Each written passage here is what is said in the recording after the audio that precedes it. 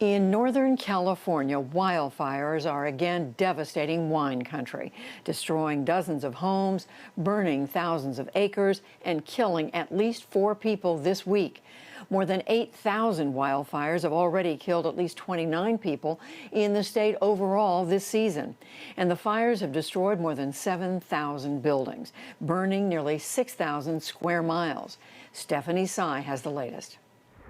In Napa and Sonoma counties, the nights are lit up with huge flames. Firefighters in some cases battle blazes house by house and are confronting a fire that quadrupled in size in less than 2 days. There's been little relief for more than 2,000 firefighters involved in the effort and not much progress yet against the Glass Fire. It broke out Sunday and quickly merged with 2 other fires. The Zogg Fire to the north in Shasta County has consumed another 50,000 acres. Tens of thousands of people have evacuated, and at least 80 homes have been destroyed in the Glass Fire. It's a very sobering thing to find out that all you've worked for and all that your parents have worked for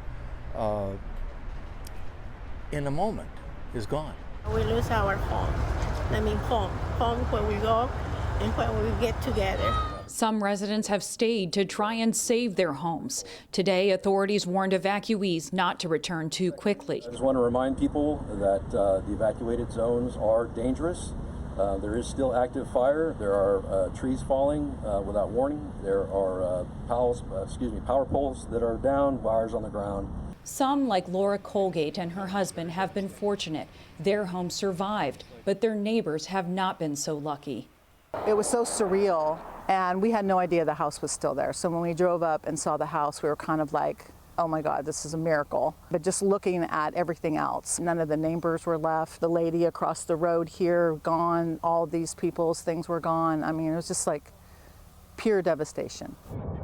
Sonoma and Napa communities already have been grappling with major wildfires this summer.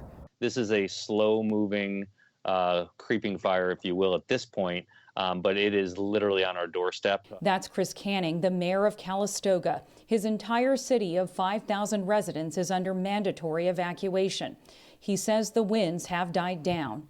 No wind is good, but no wind is also bad because it doesn't allow the smoke to clear, which doesn't allow air tanker support to come in at this point. Talk about the fire behavior you're seeing. Is there anything any more concerning about this year's season than last year's or 2017's? I mean, the last 4 years have all been bad. They have, and every year, unfortunately, seems to get worse and worse, and we're setting new records. This year, our fire season started very early. First week of September, we had our first significant fire out here. Here we are again. It's not even October, which is traditionally the fire season, or peak of fire season, if you will. And these fires are faster, larger. This part of Northern California suffered devastating personal losses and property damage back in 2017 from the Tubbs Fire. 22 people were killed in one of the most destructive fires in California history. When our house burned down in 2017, it seemed like the kind of a firestorm disaster that might happen every 50 or 100 years. Brian Fees is an artist and writer whose home in Santa Rosa burned down in that fire. He wrote a graphic novel about that experience and had just rebuilt his house when John Yang visited him in 2019. Despite anxious moments in this past week, he does feel safer in his current house, which was built with new codes in place. I still think rebuilding was worth the risk for us, and our new house is sort of a testament to that.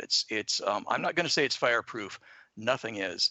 But I think a repeat of 2017 in my neighborhood is unlikely. Although I wasn't that confident last Sunday night when I was packing up in case we needed to evacuate. Scientists say climate change is making conditions ripe for larger and more intense wildfires. Forest management practices have also left too much fuel for the fires, but people continue to build in areas that abut wildlands. Fees says the events of just the past years are leading some people to rethink their assumptions. A lot of our neighbors and friends are talking about trying to find somewhere safe. But, you know, with climate change, safe and risk are moving targets. Where is safe? People can have the debates they want to have about climate change. We are experiencing it firsthand. This is not normal, but it's becoming repeated year after year after year. We have to make changes. Firefighters have their work cut out for them. as the forecast calls for winds to pick back up along with hotter temperatures over the next several days. For the PBS NewsHour, I'm Stephanie Sy.